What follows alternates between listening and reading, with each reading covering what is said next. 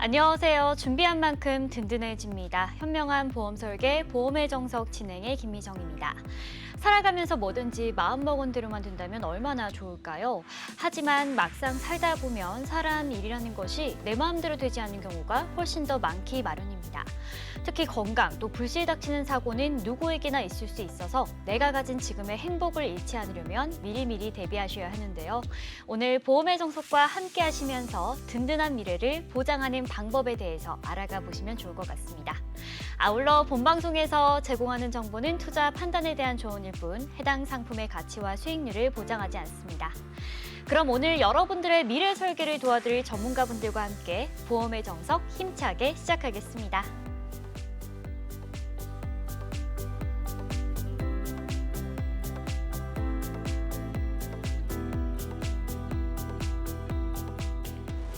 금요일 일부 도움 말씀 주실 전문가분 먼저 모셔보도록 하겠습니다. K탑 자산관리의 김경화 전문가님 나와 계신데요. 인사 말씀 부탁드릴게요. 네, 안녕하세요, 시청자님. 비 피해는 없으신지 궁금하네요. 주말에 또 비가 온다고 하니까 우리 아무쪼록 별일 없이 잘 지나가기를 바랄 뿐입니다. 오늘도 선물 같은 소식 준비했습니다. 선물 같은 보험 전문가 김경화 인사드리겠습니다. 자, 보험의 정석 일부에서는 오늘 사랑하는 가족을 위해서 선물 같은 플랜을 저희가 좀 준비를 했습니다. 특히 한 집안의 가장이거나 또 아빠이신 분들께서는 은연중에 느끼는 책임감이기도 한데요. 인간이라면 언젠가 죽음을 맞이하게 되죠. 그 시기가 오늘일지 내일일지는 아무도 알 수가 없습니다. 자, 그렇기 때문에 혹시나 모를 일로 인해서 남겨진 가족들을 위해서 최소한의 대비를 하고자 많은 분들께서 이 사망보험에 가입을 하고 나시는데요. 보다 자세한 이야기 전문가님의 강의 내용 들어보도록 하겠습니다. 네, 오늘 사망보험 하면 왠지 좀 어쩐지 무겁고 어둡고 좀 느낌이 이렇게 가라앉는 느낌이 드실 텐데요. 하지만 오늘 그렇게 어두운 느낌으로 말씀드릴 거 아니고요. 가벼운 느낌으로 받아들일 수 있도록 제가 쉽게 설명을 드릴 건데요.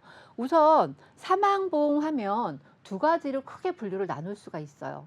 종신보험하고 정기보험. 우리가 보험을 종신보험과 정기보험의 차이점을 우선은 조금 짚고 넘어가야 될 부분이 있는데요. 종신보험 같은 경우는 언제 죽어도 받을 수 있는, 내가 100살까지 요즘 100세 시대, 100세 시대 하잖아요. 그러니까 정말 내가 보험을 가입하고 나서 몇 세에 죽어도, 100세에 죽어도, 110세에 죽어도 종신보험을 사망보장을 받을 수 있는. 하지만 이 정기보험 같은 경우는 기간을 정해놓고 보장을 받는 거죠.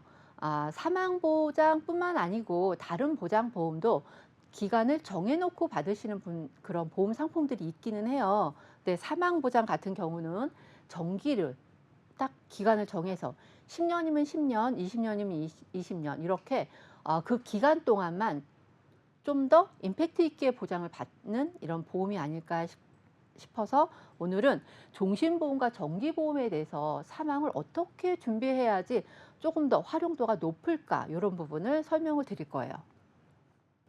우선 제가 이 사망에 대한 질문에 대해서 예시를 좀 드려봤는데요. 얼마 전에 또다시 생각하고 싶진 않지만 얼마 전에 시청역에서 사고 난 사건 이후에 굉장히 사망에 대한 질문이 많아졌어요. 그래서 이 사망에 대한 질문을 예시로 오늘 사망보험금에 대해서 말씀을 드릴 건데요. 보장하는 사망의 범위에 따라 납입하는 보험료가 다 동일한가요? 그렇지가 않아요. 보장하는 범위에 따라 보험료 차이는 굉장히 천차만별인 거예요. 우선은 일반 사망과 질병 사망, 재해 사망과 상해 사망 순으로 보험료 차이가 일반 사망이 아무래도 보장 범위가 넓으니까 보험료가 조금 더 비싸겠죠. 그러니까 보험료가 비싸면 그만큼 보장하는 범위도 넓다. 이렇게 생각하시면 되고요. 그래서 어떤 사망을 가지고 계신지 이런 거는 꼭 체크해 보셔야 될 것 같고요. 그다음에 동일한 사고 내용으로 보험금을 청구하면 생명보험사와 손해보험사 양쪽 다 같은 보상을 받을 수 있나 이런 질문도 굉장히 많이 주셔요. 그런데 사실은 같이 받을 수가 없어요. 동일한 사고 내용으로 보험금을 청구했다 하더라도 손해보험사, 생명보험사의 보상 여부가 달라요. 왜냐하면 재해 사망도 다르고 상해 사망도 다르고 손해보험사에서는 질병 사망밖에 없거든요. 일반 사망으로 인정이 안 되니까. 그래서 이 질문에 대한 내용을 제가 표로 간단하게 조금 더 확실하게 볼 수 있게 준비를 해봤는데요. 보험에서 정하는 사망의 범위를 지금 말씀드릴 거예요. 크게 모든 사망, 이게 일반 사망이거든요. 모든 사망. 언젠가 한 번은 저희가 죽죠. 언젠가 한 번은 죽는데 이런 모든 사망을 그냥 일반 사망으로 크게 본다면 그 안에 질병 사망이 있을 수 있고요. 그 안에 재해 사망이 있을 수 있고요. 또 그 안에 상해 사망이 있을 수 있는 거예요. 그런데 이 큰 사망 테두리 안에 질병 사망과 재해 사망과 상해 사망 이거를 각각 내가 어떻게 어떤 시간에 무엇으로 죽을지 모르는데 어떤 부분을 어떻게 준비를 해야 되는 거야? 이런 좀 내가 죽을 때도 정말 잘 죽어야 되지 않나 이런 생각이 이 표를 보면서 좀 들었는데요. 질병으로 인한 사망과 재해로 인한 사망, 상해로 인한 사망.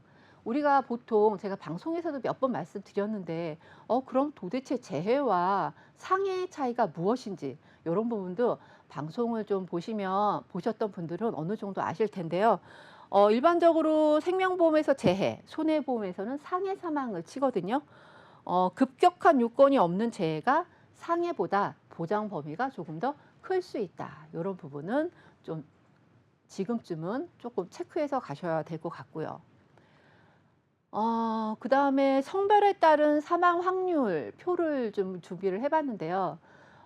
이번에 뭐 제가 자꾸 시청력 사고를 말씀드리기가 좀 그렇긴 한데 왠지 여성보다는 남성의 사망 확률이 굉장히 높죠.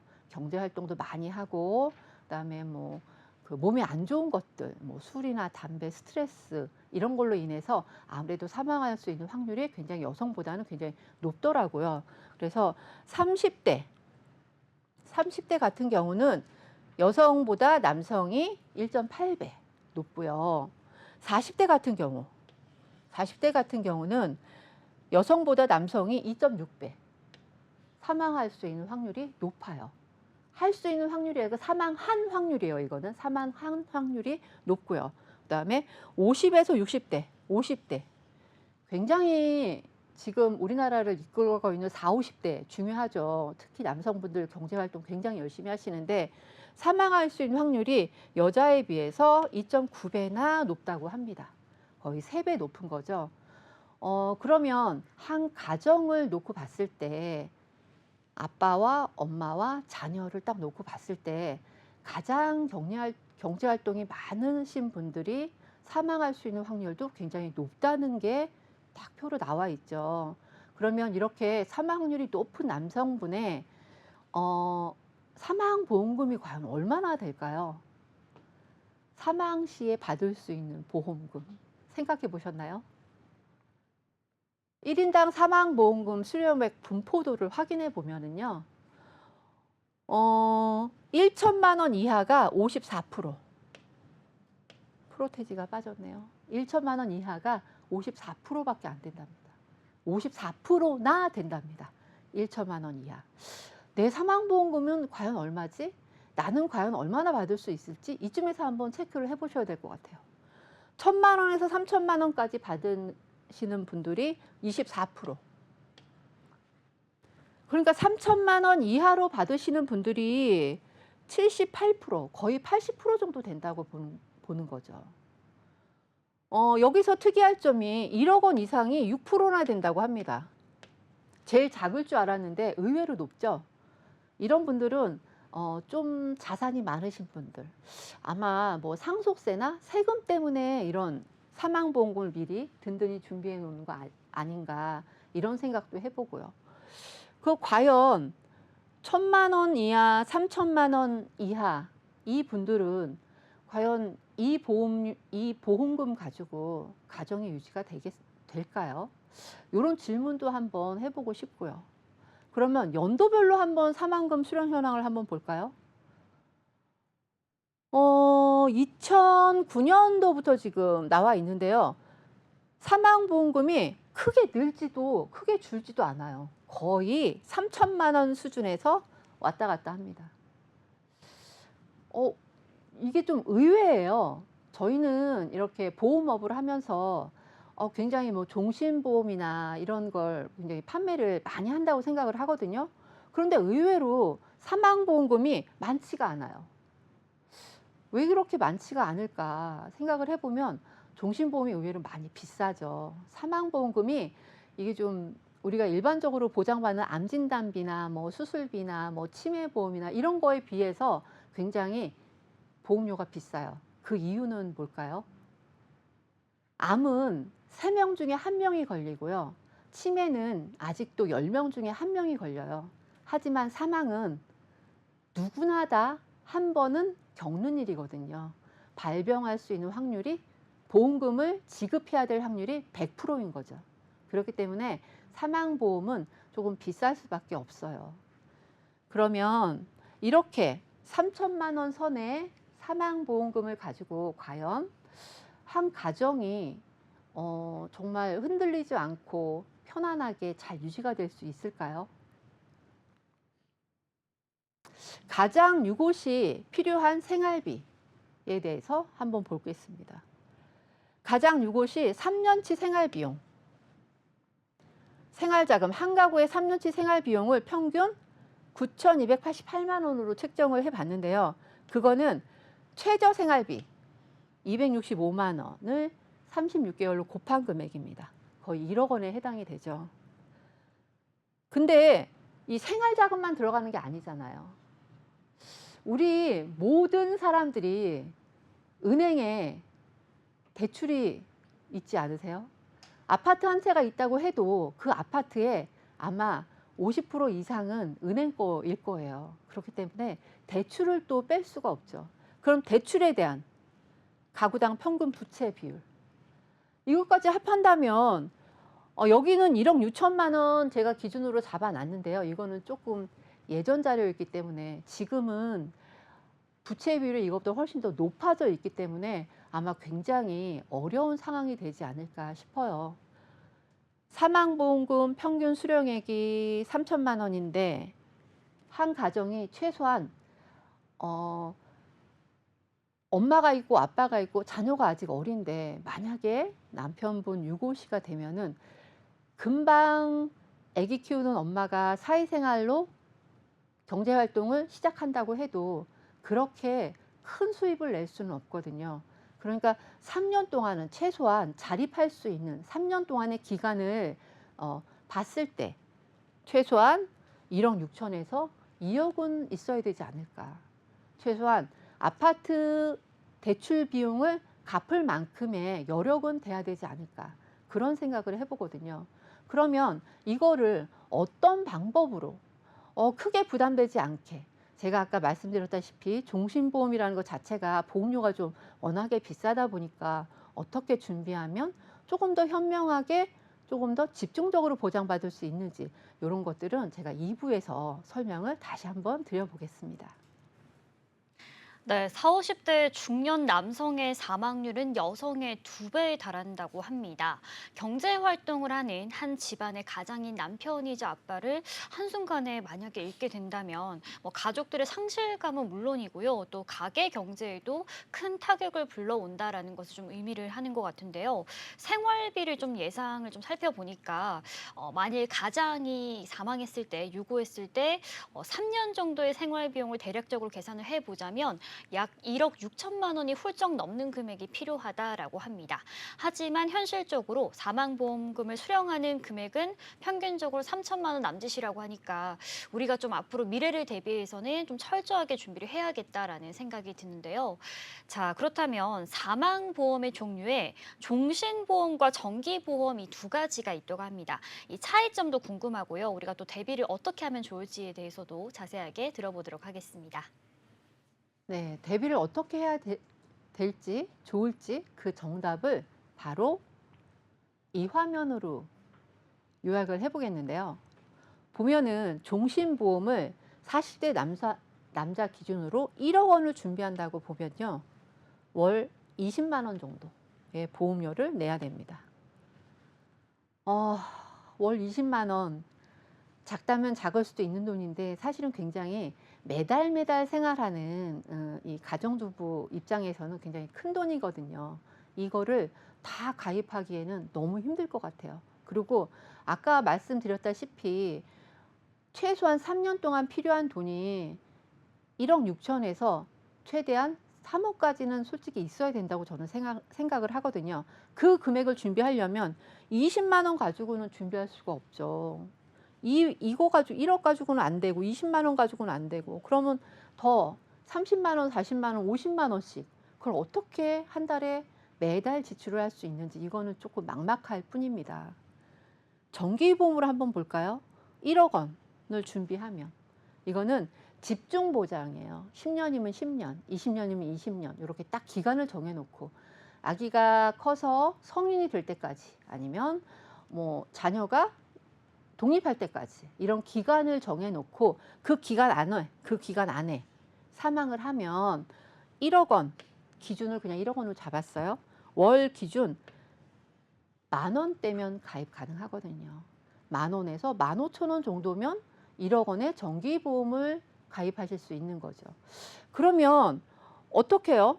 이게 종신보험은 이런 종신보험은 솔직히 내가 내는 보험료가 어느 정도 적립이 돼서 20년, 30년 후에 목돈이 될 수 있는 부분이고요. 정기보험은 내가 내는 보험료가 그냥 소멸성으로 다 없어지는 거죠. 이거를 잘 섞어서 가입하시면 어떨까? 이런 생각을 한번 해봤습니다. 1억 원 준비 힘드시니까요. 요거를 5억 5천 정도 준비한다고 생각을 하세요. 그러면 보험료가 10만 원이면 되겠죠? 그리고 나머지를 정기보험으로 준비를 하시는 거예요. 정기보험으로 한 2억 정도 할까요? 2억.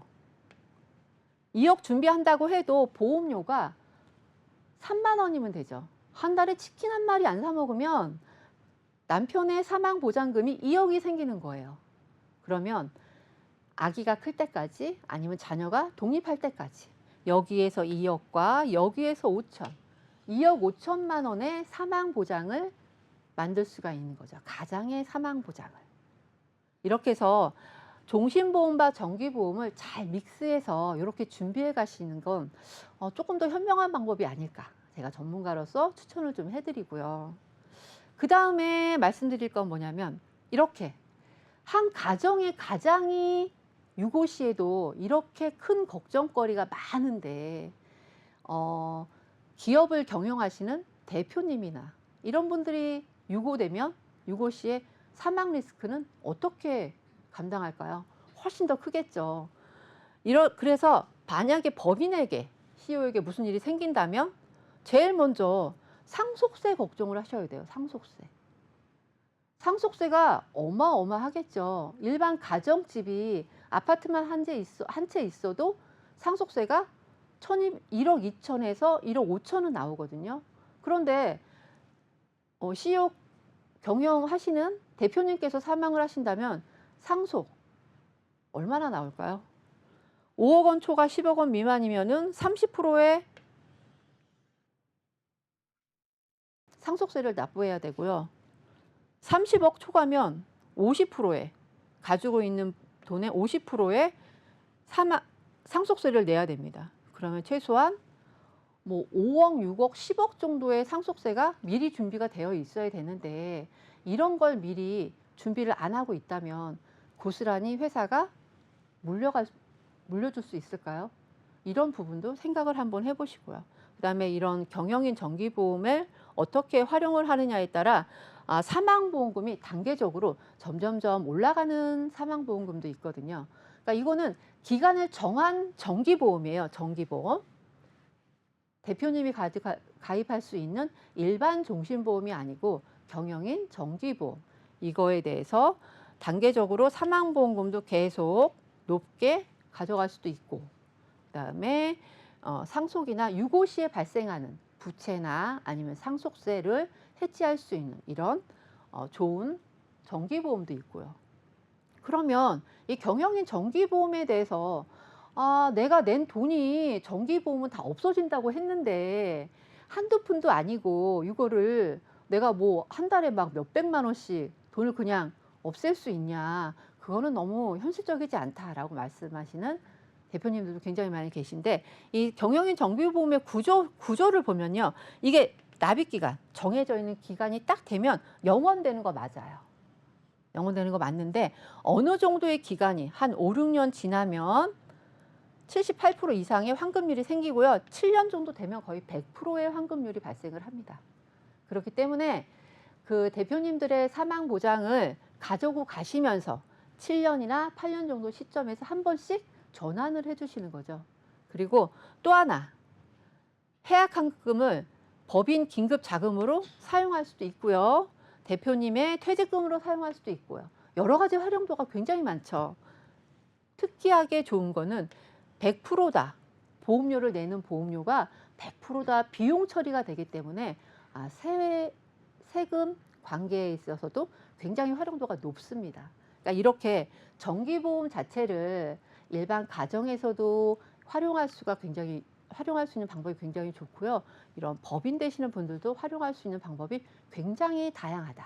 그러니까 이런 것들도 알아가셨으면 좋겠고요. 마지막 장으로 제가 이 생로병사에 대해서 화면을 좀 띄워봤는데요. 사람은 언제나 한번 태어나면 나이가 들고 병이 오고 사망을 하게 됩니다. 안 죽는 사람은 없죠. 하지만 이 사망을 어떻게 아름답게 준비하느냐, 어떻게 잘 준비해서 내 후대에, 내 자녀들한테 힘들지 않게 편안하게 살 수 있게 만들어주는지. 유태인들은 태어나자마자 종신보험을 하나씩 다 가입을 한다고 해요. 그래서 대대손손 부자일 수밖에 없는 유태인의 법칙도 있잖아요. 이렇게 어떻게 하면 사망을 아름답게 준비할 수 있는지에 대해서 오늘 말씀을 드려봤습니다.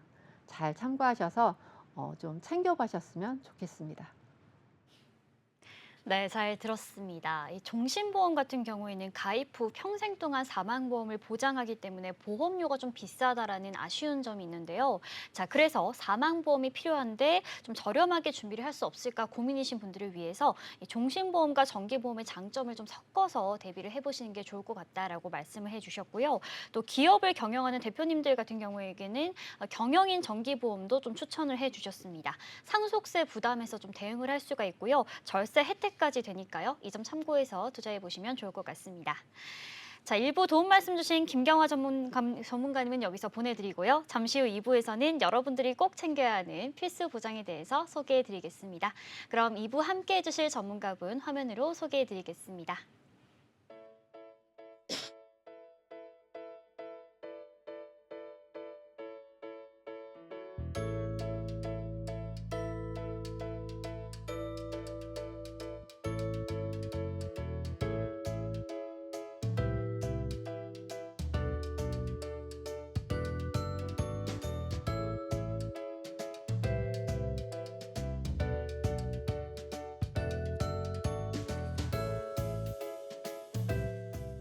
네, 계속해서 2부 함께 해주실 전문가분 소개해드리겠습니다. 1부에 이어서 함께 해주시는 김경화 전문가와 K탑 자산관리의 이도희 전문가님 나와 계십니다. 전문가님 인사 말씀 부탁드릴게요. 네, 수원장님 어제는 그렇게 비가 많이 내리더니 오늘은 다행히도 멈췄습니다. 우리 시청자님들 비 피해 없으시길 바랍니다. 네, 저는 K탑 자산관리 이도희입니다. 자, 이도희 전문가님과 함께 2부에서는 후유 장애에 대해서 알아보는 시간을 준비했는데요. 오늘의 필수 보장 화면으로 확인해 보시죠.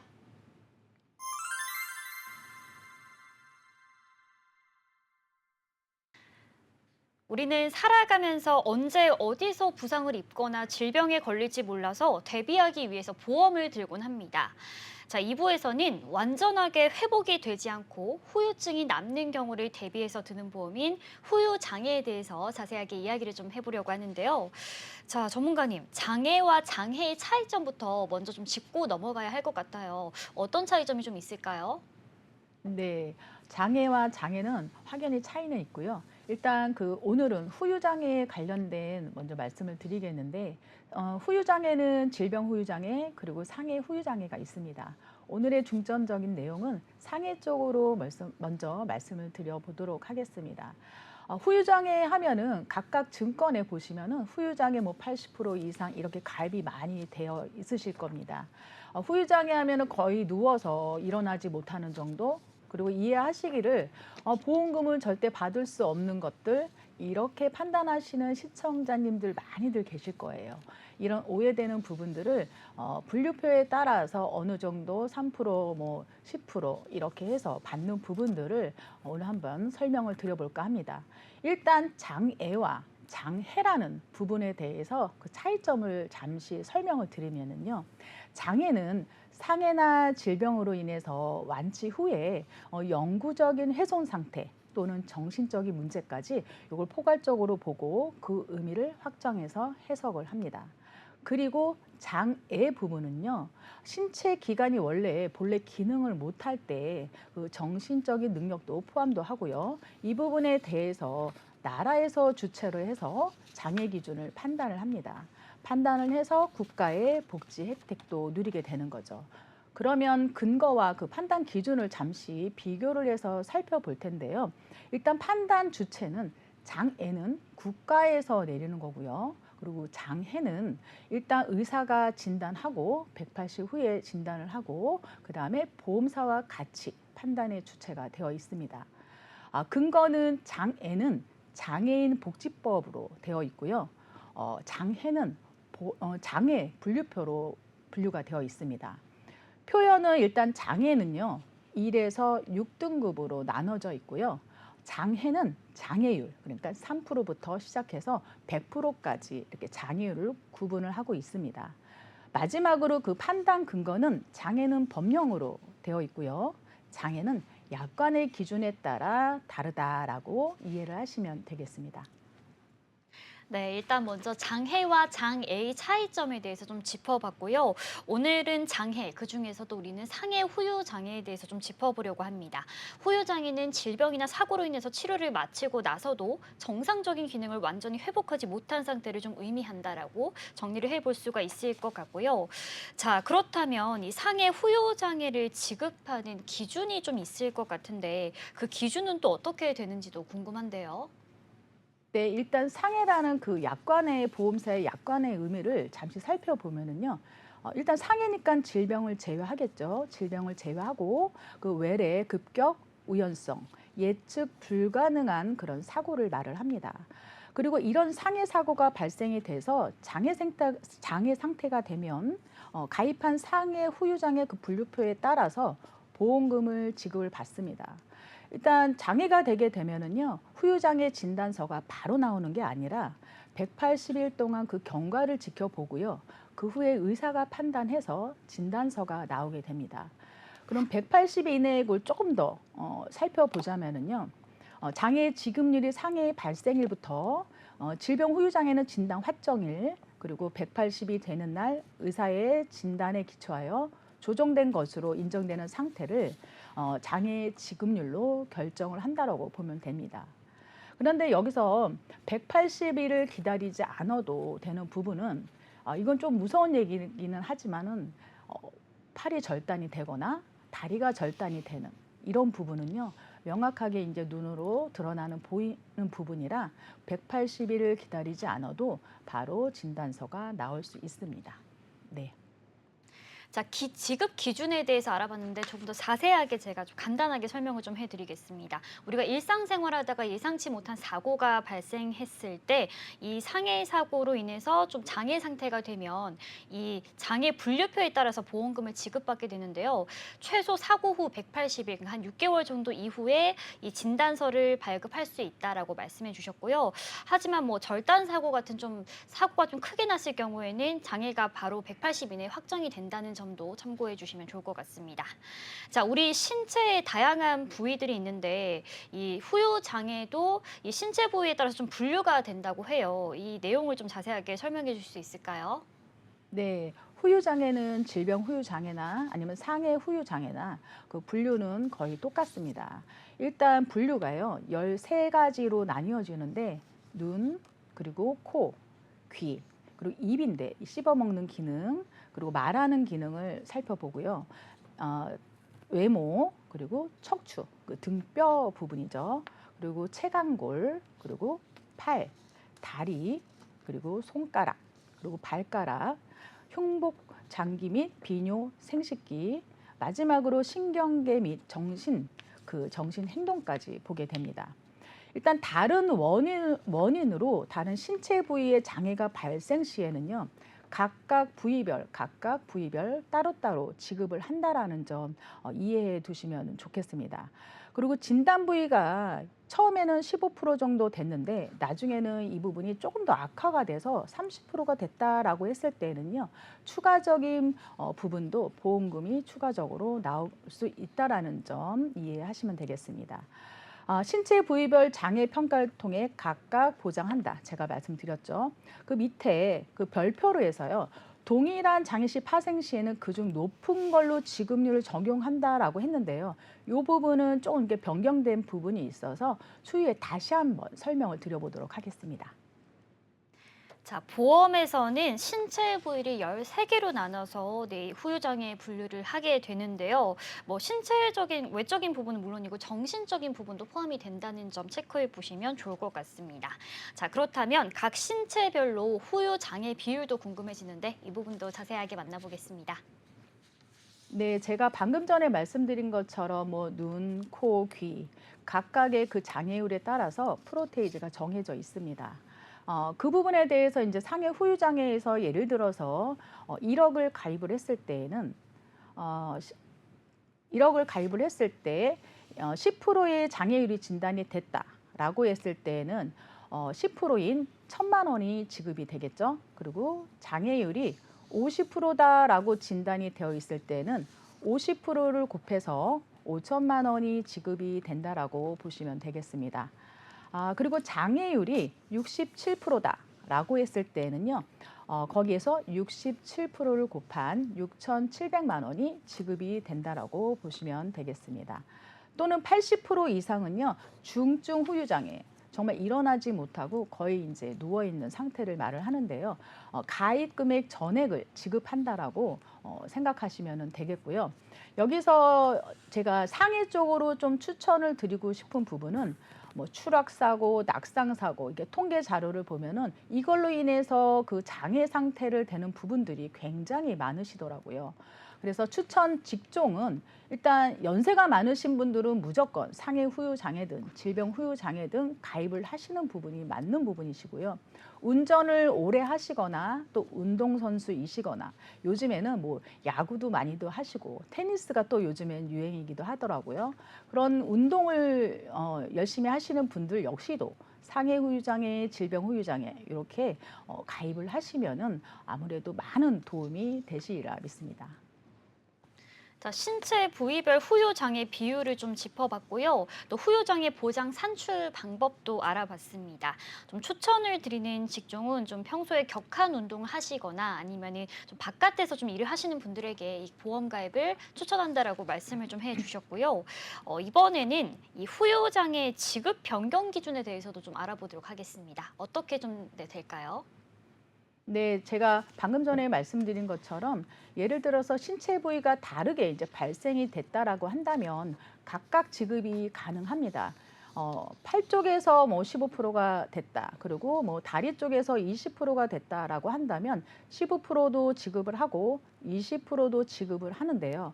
일단 이거 파생됐다라는 거는 신경계 쪽에서 혹시 파생이 돼서 손가락을 쓰질 못하거나 아니면 발가락을 좀 있거나 그리고 다리가 있거나 신경계로 파생이 됐어요. 그럼 신경계 쪽에서 처음에 15%가 나왔습니다. 그런데 파생된 쪽이 각각 10%, 10%, 10%라고 한다면 예전에 약관 변경되기 전에는요. 둘 중에 그 넷 중에 가장 높은 15%를 지급을 했으나 변경된 약관에는요. 파생된 부분의 그 세 군데를 다 합합니다. 그러면 신경계 쪽에서 15%, 그 각각의 10%, 10%, 10%를 더하면 30%입니다. 그럼 10%를 주는 게 15%를 주는 게 아니라 파생된 부위를 다 합한 부위 그 30%를 지급한다라고 이해를 하시면은 도움이 되시겠습니다. 네, 개정된 부분을 좀 살펴보니까 장애에 좀 걸리신 분들에게 상당히 희소식인 것 같습니다. 기존에는 이 둘 이상의 파생 장애가 발생하는 경우에 이제 각각 그 중에 높은 지급률만 적용을 했었는데 이제 개정된 신설된 부분은 합산한 지급률과 최초 장애 지급률을 비교해서 그 중에서 높은 지급률을 적용한다는 점 참고해 보시면 좋을 것 같습니다. 자, 그렇다면 각 부위별로 좀 예시를 들어서 장애 분류에 대해서 좀 설명을 해주시죠. 네, 일단 팔 부분을 먼저 설명을 좀 드려볼까 하는데요. 팔에는 그 3대 관절이 있는데요. 어깨 관절, 그리고 그 다음에 팔꿈치 관절, 그리고 손목 관절. 이 관절에 따라서 그 행동 방이, 그러니까 그 각도를 재게 되어 있어요. 그래서 정상 운동 범위 내에서 4분의 1밖에 안 올라온다라고 했을 때에는 20%가 지급이 되는 부분이에요. 여기서 살펴보시면 4번에 보면요. 기능이 심한 장애 시에는 20%, 그게 4분의 1이에요. 행동 반경이. 그리고 기능에 뚜렷한 장애 시에는 10%, 그리고 약간의 장애 시에는 5%입니다. 이 숫자를 봤을 때에도 상해 후유 장애는 그냥 80% 이상을 가입하는 게 아니라 3%부터 가입을 해야 된다라는 의미인 거죠. 이렇게 설명을 드려보고요. 다음에는 그 다리 쪽을 한번 볼게요. 다리의 관절은요, 굉장히 중요한 부분입니다. 물론 뭐 안 중요한 부분은 신체 부위는 없어요. 하지만 나이가 들면 들수록 하체 부위가 튼튼해야 된다라는 말이, 예를 들어서 나이가 드신 분들이 고관절이 좀 장애가 있으세요. 그러면 거의 누워서 있을 수밖에 없습니다. 젊었을 때 다친 부분은 회복력이 굉장히 빠르지만 노후가 됐을 때는 회복력이 굉장히 늦게 됩니다. 이 장애로 인해서 누워 있다 보면은 이게 또 이제 폐렴으로까지 가서 그러니까 사망하는 경우가 굉장히 빈번합니다. 그래서 다리 쪽에 고관절, 3대 관절은 고관절, 그다음 무릎 관절, 슬관절이라고도 하죠. 그리고 발목 관절. 근데 제가 여기서 말씀드릴 거는 예를 들어서 슬관절에서 무릎 관절 또는 이제 고관절 쪽에서 인공 치환술, 그러니까는 그런 수술을 하시는 분들이 굉장히 많으세요. 근데 예전에 2018년 4월 이전의 약관은 그 부분에 인공 치환술 하게 되면은 30%를 지급을 했으나 그 이후에, 그러니까 2018년 4월 이후는요 20%로 변경이 되었다라는 점 유념하시고요. 일단 내가 가입한 시점에 약관을 보셔야 돼요. 약관에 따라서 지급률 변경이 많이 있습니다. 그리고 추가적인 부분도 있으실 수 있어요. 근데 시청자님들이 아마도 이거는 제 고객님의 얘기는 한데요. 일단 약관과 증권을 좀 같이 보시는 부분들이 많으세요. 제가 약관을 보셨나요? 라고 하면은요. 증권을 보여주시면서 이게 약관이라고 생각하시는 분들도 있으시더라고요. 근데 예전에 약관은 책으로 나왔고요. 요즘에는 모바일로도 이제 받아보실 수 있으세요. 만약에 그게 두 개 다 없다라고 한다면 각 보험사의 그 홈페이지에 들어가면 공시실이라고 있습니다. 그 공시실 안쪽으로 들어가셔서 내가 가입한 날짜와 보험 상품 이름을 치게 되면 그 관련된 약관이 쫙 나오는데요. 너무나 깨알 같은 글씨로 나오고 좀 일반인은 좀 어렵습니다. 그걸 이해하시기가. 그래서 담당자인 FC님들과 함께 같이 이렇게 설명을 받아보시면 조금 더 좋을 것 같습니다.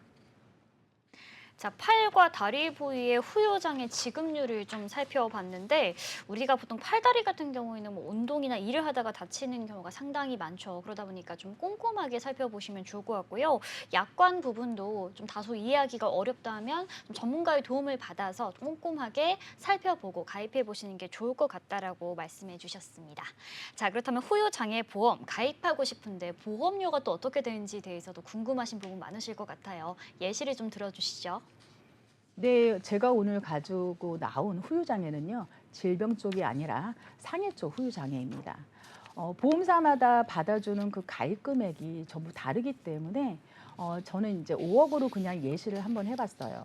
5억 같은 경우에는 일반적으로 1급, 그냥 직장인, 사무직, 일 경우에 1급을 내리는데요. 5억을 가입을 하시더라도 이게 100세 만기, 20년 납 100세 만기예요. 그리고 38세이신 분이긴 맞지만 23,000원, 요 정도 금액분이 안 된다라는 거죠. 그리고 35세 남자, 90세 만기로 한번 해봤습니다. 그랬을 때도 어떻게 돼요? 금액을 보면은 22,642원이 나왔죠. 그리고 35세 여자인 경우에는 20,090원뿐이 안 됩니다.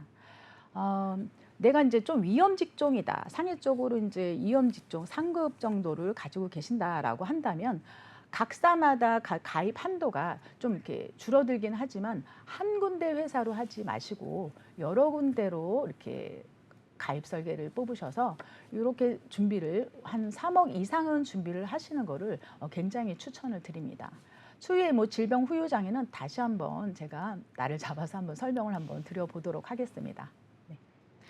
네, 잘 들었습니다. 상해 후유 장애 보험료를 좀 살펴봤는데 20년 납 100세 만기 기준으로 30대 남녀 2만 원대면 굉장히 합리적인 가격이다라는 생각이 들고요. 우리가 언제 어디서 사고가 날지 모르기 때문에 이 후유 장애 보험 보장 비율과 금액 꼼꼼하게 잘 파악해서 가입해 보시는 게 좋을 것 같습니다.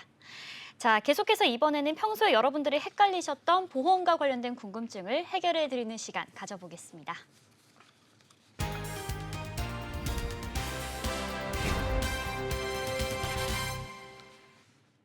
알쏭달쏭 보험 Q&A, 평소에 여러분들이 헷갈리셨던 부분들을 전문가님과 함께 짚어보는 시간입니다. 첫 번째로 들어온 질문 화면으로 확인해 볼까요? 종신보험과 CI보험, GI보험의 차이점이 궁금합니다. 자, 첫 번째 질문자님은요, 종신보험과 CI, GI보험의 차이점이 궁금하다라고 질문을 주셨는데 저도 궁금한데요. 이 부분은 김경화 전문가님께서 답변해 주시겠습니다. 네. 종신보험, CI보험, GI보험 굉장히 보험에 대해서 좀 공부를 열심히 하시는 분이신 것 같은데 원래 이 CI보험과 GI보험 자체는요. 종신보험으로 인해서 만들어진 상품이에요. 종신보험은 제가 좀 전에 강의했다시피 사망 시에 받을 수 있는 보험금을 가입하는 금액이 가입하는 보험이 종신보험이라고 하셨잖아요. 이 종신보험을 가입을 했는데 너무나 몸이 아파. 암에 걸렸어. 그러면 내가 보험을 가입했으니까 어디에서 보험금이 나올까라고 생각을 하잖아요. 근데 종신보험만 가입하고 계신 분들은 죽어야지만 나오는 보험이기 때문에 보험금을 청구할 수가 없어요. 그 부분 때문에 이 CI보험은 중대한 질병에 걸렸다. 그러면 주계약 자체는 사망인데요. 중대한 질병에 걸리면 일정 부분 80%나 70%나 50% 이상의 내가 가입한 사망보험금의 일정 금액을 먼저 선지급받는 그런 구조로 만들어져 있어요. 그래서 그런데 이제 이 CI보험에 대해서 단점이라고 좀 방송에서도 많이 말씀을 드렸는데 단점이 뭐냐면 이 크리티컬, 중대한 질병에 걸려야지만 내가 사망보험금에서 일정 금액을 선지급받는다. 이런 느낌이거든요. 그래서 CI보험에 대한 약간 부정적인 생각이 사람들로 인해서 생기기 때문에 조금 보완하는 입장에서 보험회사에서 GI보험이라고 나왔죠. 일반적인 질병에 대한 보장을 해준다. 그런데 사망보장이 주계약으로 되어 있고 그중에 일부분 내가 일반적인 질병에 걸렸을 때 어느 정도 일정 부분의 선지급을 받는다. 이런 부분의 GI보험이라고 생각을 하시면 되는데요. 그러면 보험료 차원에서는 또 어떨까요? 일반 사망만 있는 보험하고 그다음에 선지급 받는 보험 하면 왠지 선지급 받는 보험이 보험료가 더 비싸겠죠. 그리고 선지급 받는 보험 중에서도 중대한 질병을 먼저 주는 보험하고 일반적인 보험을 먼저 주는 보험하면 왠지 일반적인 보험을 먼저 주는 보험금을 먼저 주는 보험이 조금 더 비싸겠죠. 금액 차이를 제가 지금 뭐 말씀을 드렸지만 금액은 중요한 게 아니고요. 보장을 받는 게 훨씬 더 중요하잖아요, 사실은. 그래서 중대한 질병에 걸려야지만 받는 CI보험, 일반적인 질병에 걸려도 받을 수 있는 GI보험, 질병 코드만 딱 맞으면, 질병 분류 코드만 딱 맞으면 받을 수 있는 게 GI보험이고요.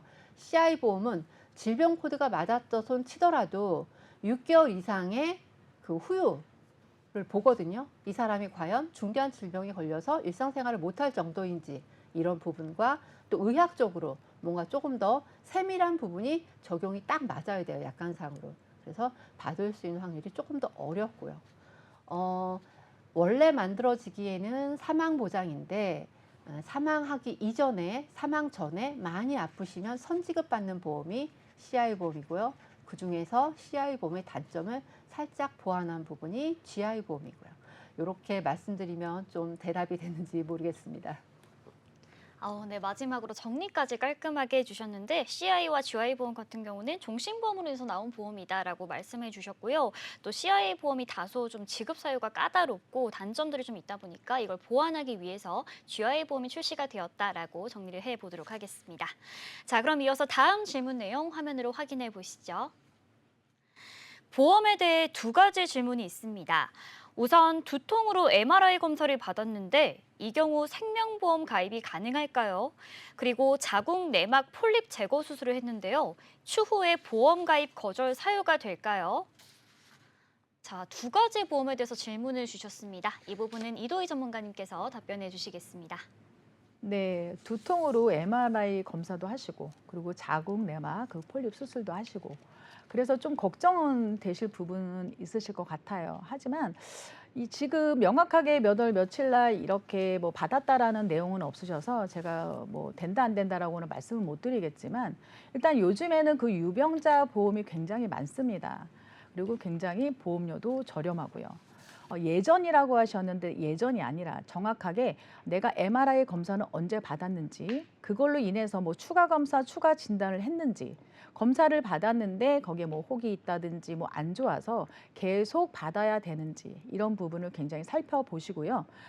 폴립 수술 같은 경우에도 정확한 날짜, 입원은 얼마나 했는지 진단 날짜를 먼저 기억하셔서 요즘에 그 유병자 보험을 잘 활용하시면은요 거절이나 이런 부분 없이 가입이 잘 되실 수 있으실 겁니다. 네. 네, 잘 들었습니다. 요즘 유병자 보험이 상당히 잘 되어 있으니까 이 부분 꼼꼼하게 확인해 보시고 가입해 보시면 좋을 것 같습니다. 자, 다음 질문 화면으로 확인해 보시죠. 네, 군대에 가는 아들을 위해 어떤 보험을 준비해야 할지 궁금합니다. 자, 아드님이 군입대를 앞두고 있어서 걱정이 많으신 것 같아요. 이 부분은 김경화 전문가님께서 답변해 주시겠습니다. 네, 걱정이 많으시죠. 저도 아들만 둘이어서 걱정을 엄청 많이 하고 군대를 보냈습니다. 우리 좀 전에 이도희 전문가님이 설명해 주신 후유장애 있잖아요.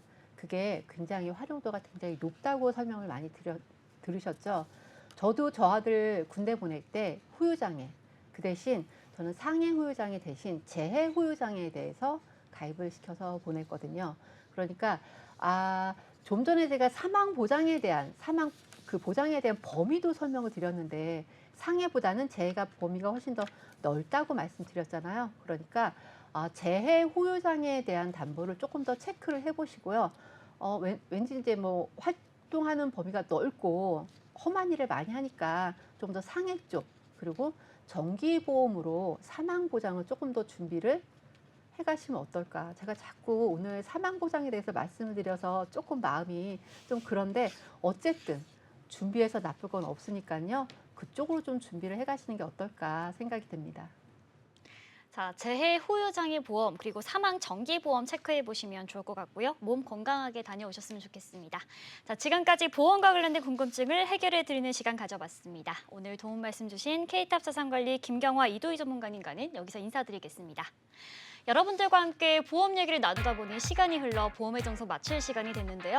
본 방송에서 제공하는 정보는 투자 판단에 대한 조언일 뿐 해당 상품의 가치와 수익률을 보장하지 않는다는 점 기억해 주시기 바랍니다. 오늘 저희가 준비한 소식은 여기까지입니다. 시청해 주신 여러분 고맙습니다.